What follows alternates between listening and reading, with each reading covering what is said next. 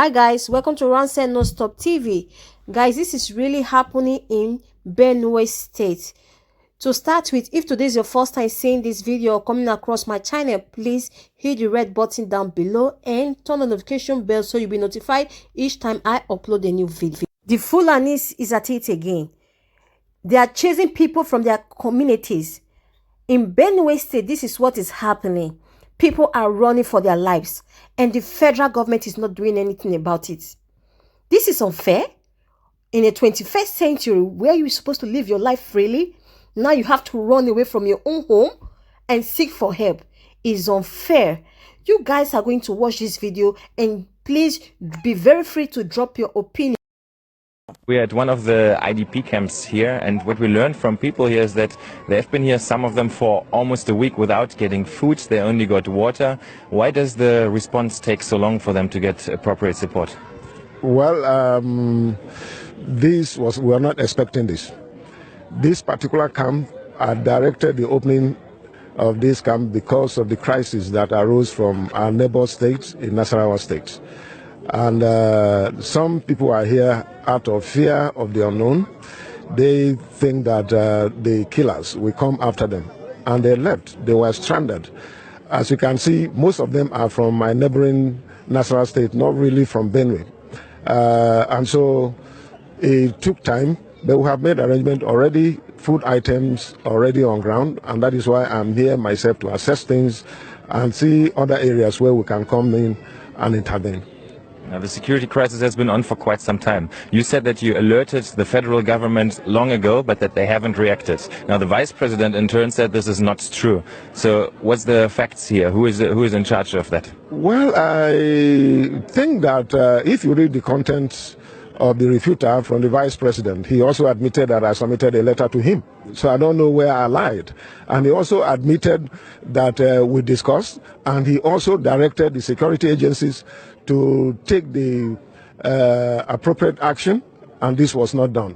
And all the security agencies were alerted of this. This is a federation, and of course, our responsibility is not to enforce the law, it's the responsibility of the federal government. So all that we do is to alert them and to be proactive, to give them information.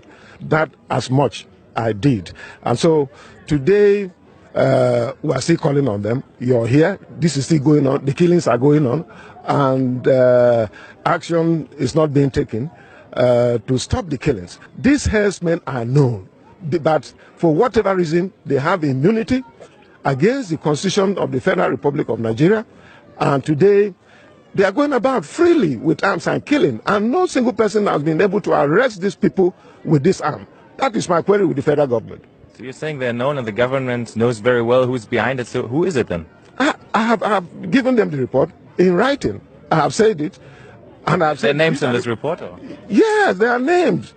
A particular organization, Meyatia Lakot and Hore, the secretary and president of this association, they also say that it's about occupying the land. This is not just about grazing. This thing you're seeing here is beyond just grazing. That they want to take over the land, that this land belongs to them. I don't know where they're talking, that the land belongs to them. And it is not right. So it is about occupation, taking over. And if you see the style of attack and the silence of the federal government gives no one in doubt that there is complicity. So what is the solution to the crisis in your opinion? The solution to this crisis is for federal government to come out and enforce the laws of the land. But as far as I understand, you're actually part of the governing party. You're part of APC. So isn't that then also your party that has directed? Well, but I'm in Benue State. I'm here in Benue State. I'm doing the bidding of my people. But the federal government has the prerogative of enforcing the laws of the land. I don't have state police. I don't have state army. I don't have Navy, Air Force, and all that. But it's your party. Aren't you supposed to just give them a call? And I have done the needful by reporting to the presidency. So and basically your party is failing the people here then? Well, as far as I'm concerned, this is a complete failure because you can't see these people who are dying, who are hungry, who are suffering. We have 7 of these camps. We have over close to 100,000 IDPs. This is not fair. These are human beings like all of us. These are human beings like the prime ministers. And no one is willing to come out to face this problem squarely. This is not fair. One of the suggestions on a federal level was to introduce so-called cattle colonies, places where herdsmen can be staying with their cattle, where land is allocated by the state's government. What do you think about this suggestion? They are asking for 5,000 hectares of land.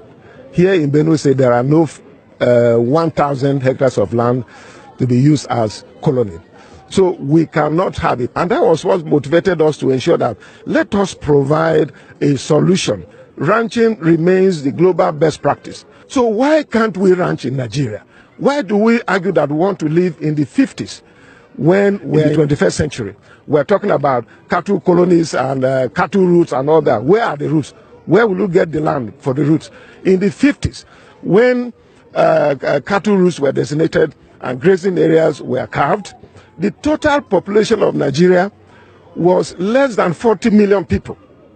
Today, as I talk to you, we are approximated to be over 200 million people. So you can see the gap and the difference. So we have to look at new innovative ways of trying to do animal husbandry.